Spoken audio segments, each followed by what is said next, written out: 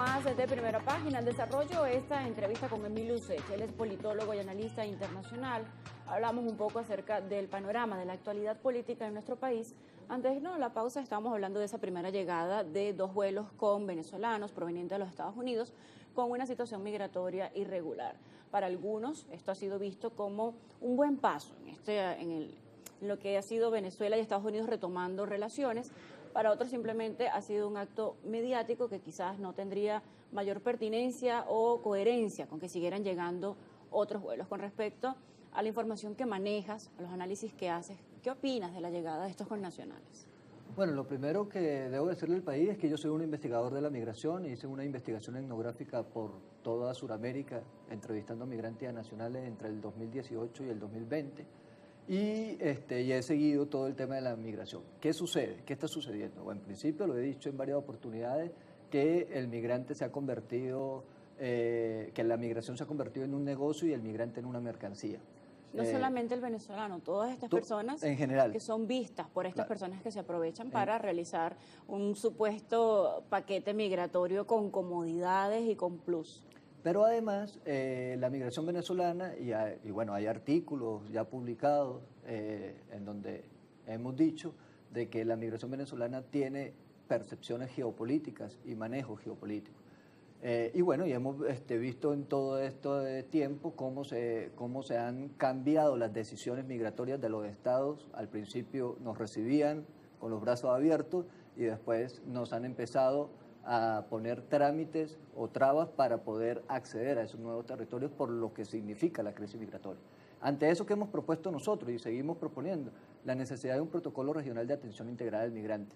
Y aprovecho la oportunidad porque, a ver, es necesario plantear, y yo también lo he planteado, un pacto ético por la República.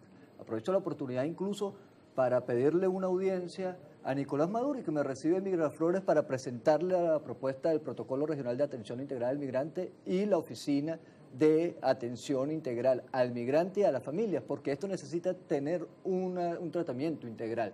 De hecho, uno de los anuncios más recientes, hecho por el presidente de la República durante su intervención en un encuentro digital que sostuvo con otros presidentes de la región, es un fondo destinado para estos migrantes, no solamente venezolanos que están saliendo de los Estados Unidos, sino también de otros países que forman parte de este pacto y han dicho, bueno, una forma de atenderlos, no solamente en lo social, en lo médico, sino también de hacer de que regresen también produciendo y aportando para la nación, porque muchas personas pues lo dejaron todo y la idea es que puedan regresar también en un rol de emprendedores. Uno de los, por allí, por esta línea va también este plan de atención. Sí, además que es necesario de que el tema de la migración deje de estarse usando para proselitismo partidista y mediático, porque esto es un drama humano.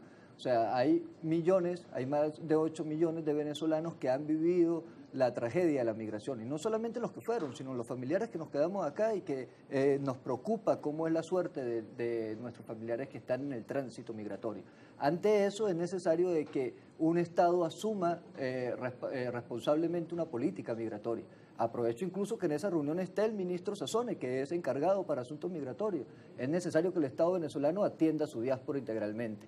Y para eso es necesario de que hayan mínimas articulaciones y coordinaciones con los demás estados.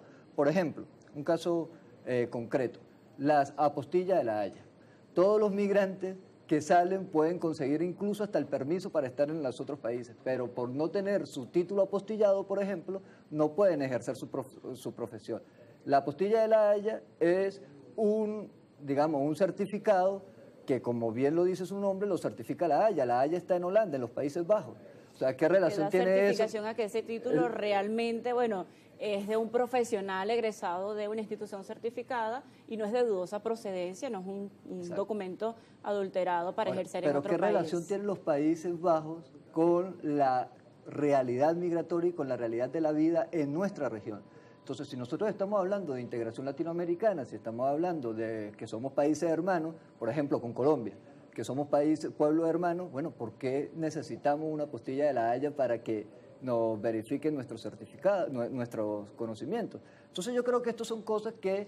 ¿Qué tipo de certificaciones o de protocolos, cuál sería la propuesta para pues, enlazar estas regiones y se pueda tener un ejercicio profesional quizás no pasando por la apostilla, no pasando por otras trabas. ¿Cuál sería la propuesta en este sentido? Bueno, una de las cosas que se incorpora dentro de la propuesta de protocolo regional de atención integral al migrante, que la propusimos incluso en el 2018 en la Conferencia Suramericana para las Migraciones en Bolivia, es que los estados tienen, por ser soberanos, tienen la potestad de acordar políticas, ¿no?, que incluso trasciendan los acuerdos que ya estén, que sean globales. Entonces, en este caso concreto, bueno, necesitamos primero georreferenciar nuestra migración. Y en esa georreferenciar nuestra migración también caracterizarla, porque es que no todas las oleadas migratorias son iguales. Entonces, debido a esa caracterización, vamos a identificar cuáles son las necesidades que tienen nuestros migrantes, cuáles son las necesidades profesionales que hay en los países de destino y poder ir generando políticas de integración. Se habla también no solamente de estos vuelos con personas deportadas, se habla también del retorno voluntario a Venezuela luego de toda esta situación, políticas internacionales que se están viviendo no solamente en Estados Unidos, sino en otras naciones. ¿Cómo ves este panorama del retorno voluntario de venezolanos que se espera para este 2025? Bueno, es un desafío para el Estado porque eso también tiene un costo logístico, tiene, como lo decías tú hace un momento, es necesario garantizar todas las condiciones de manera integral para poder atender a estas oleadas que van a llegar a un país que está en condiciones críticas. ¿Y por qué está en condiciones críticas? Yo también lo he dicho. Aquí hay, la política de las sanciones es una política errada. Es una política que bloquea lo activo y la posibilidad que tiene el país con hacer transacciones. Ahora, ¿eso le afecta solamente al gobierno? No, no solamente le afecta al gobierno, le afecta también a los ciudadanos comunes. O sea, hay ciudadanos, incluso venezolanos, que están en otras latitudes que no pueden mover sus cuentas precisamente por la sanción. Muchos analistas hablan que la política migratoria debería ir de la mano con la conversación, debería ir en simultáneo, no dejarlo para después, no dejarlo para otro momento político, sino que el tema del levantamiento de sanciones hacia Venezuela debería ir de la mano porque esto permitiría pues mejorar las condiciones en el país. ¿Qué cree que va a pasar con este panorama de las mencionadas sanciones en tantas oportunidades? Bueno, lamentablemente hay una obstinada voluntad de esos pensamientos totalitarios de pretender imponer su política global a través de mecanismos como las sanciones y los bloqueos económicos. La historia nos ha dado ya ejemplos de que ha sido una política inapropiada, inefectiva incluso, porque si la política de las sanciones y del bloqueo es para cambiar gobierno, eso no ha pasado. Por ejemplo, en Cuba no ha pasado. Cuba tiene 60 años bloqueado y no ha pasado. Entonces, es necesario que se discuta este tema no desde una posición político-partidista, sino desde una posición integral. ¿Qué es lo que nos está pasando en el mundo? En el mundo lo que está pasando es que hay un quiebre ontológico, todos los conceptos sobre los cuales se construyó la modernidad ya no son los mismos, están siendo revisados, estamos en un cambio epocal y es necesario que nosotros nos ajustemos a lo que está sucediendo, a estos cambios. Muchos de estos cambios están sucediendo desde la llegada de Donald Trump al poder en los Estados Unidos. Él ya venía haciendo algunos anuncios antes del día 20 de enero, pero muchos hacen un símil con respecto a Donald Trump de que pues se sentó a analizar los problemas que estaban ocurriendo alrededor del mundo y habrá dicho, bueno, quiero la Franja de Gaza, quiero regresar a los latinoamericanos a sus países, ahora quiero el Canal de Panamá, ahora quiero definir la situación entre Rusia y Ucrania. Entonces dicen que llegó al poder ya analizando debilidades y fortalezas y qué iba a negociar y convirtiendo el problema de cada país en su propia moneda de negociación, en su propia moneda de transacción. ¿Qué opinas de este Donald Trump y qué va a pasar en los próximos meses, bueno, en el mundo? Porque pareciera que de acá se derivan muchos otros hechos. Bueno, lo primero que debo decir responsablemente es que yo me distancio de las políticas intervencionistas, que yo me distancio de las políticas, digamos, de imposición que responda a los intereses de las potencias. Y esto no es solamente de parte de Trump y los Estados Unidos, sino de China, de Rusia, de todos los países que quieren imponer su visión del mundo a otros países que estamos en vías de desarrollo o que estamos haciendo nuestro esfuerzo para salir adelante.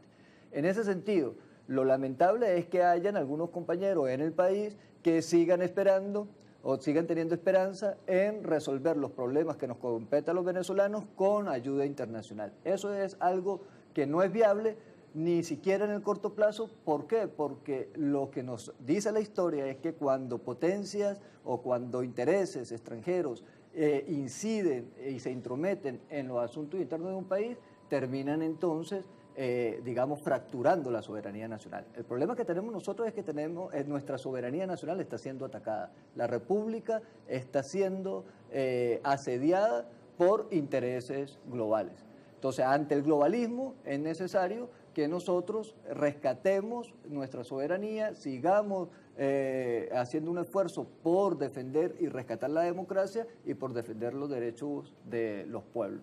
Estamos en entrevista conversando con Emilio Useche, es politólogo, también analista internacional. Emilio, has aterrizado este panorama internacional en la situación de Venezuela y al comienzo de la entrevista hablábamos de que hay un cronograma electoral para este año. Desde tu percepción, has compartido con oficialismo, oposición, comunidades, diferentes profesionales y has analizado, pues, recogido datos en diferentes regiones de Venezuela. Desde tu percepción, ¿cómo estaría la participación del ciudadano, esa intención de voto para el próximo 27 de abril, que bueno, está a escasos meses, a escasos días? Bueno, fíjese, a ver, yo soy un actor político y estoy comprometido con llenar de contenido a la política. Yo considero que en Venezuela en los últimos 25 años y fundamentalmente la última década, la política se ha venido vaciando de contenido. Si yo estoy comprometido con la democracia, yo no puedo abstenerme de mi derecho constitucional de participar en los asuntos públicos. No solamente mi derecho, también mi deber. El artículo 132 de la Constitución establece que toda persona tiene el deber de participar activamente en los asuntos públicos. Evidentemente hay una debilidad institucional, hay una crisis republicana, hay una crisis de legitimidad y ante esa crisis de legitimidad hay que rescatar el voto como instrumento de cambio, ¿no? Como instrumento de cambio pacífico, porque es que la política se trata de hacer del arte de lo posible, de construir posibilidades. Yo creo que yo voy a seguir participando, es una ética particular, pública ante el país. Convoco a los ciudadanos a participar, a manifestar su opinión y también convoco a través del voto. A través del voto y también convoco a la institucionalidad del Estado a que garantice las condiciones para que los ciudadanos podamos ejercer nuestra libertad de pensamiento y nuestra libertad de acción política. Bien, hemos llegado al final de esta entrevista el día de hoy con Emilio Useche en Primera Página. Gracias por acompañarnos en el Estudio 1 de Globovisión. Momento de hacer una pausa, los dejamos con